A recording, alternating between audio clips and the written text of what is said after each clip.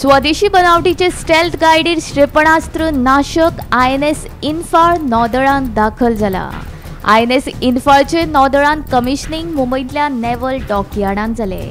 He made in India झुजबोट विविध आधुनिक क्षेपणास्त्र आणि तंत्रज्ञानान सुसज्ज आसा।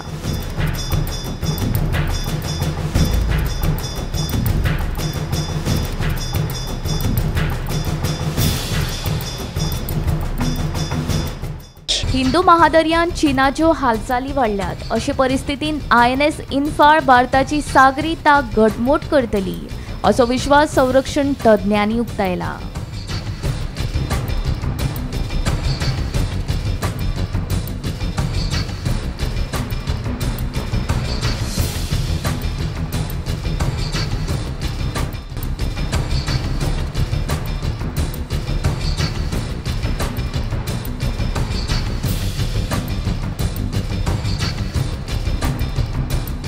Bureau report Gomantak TV.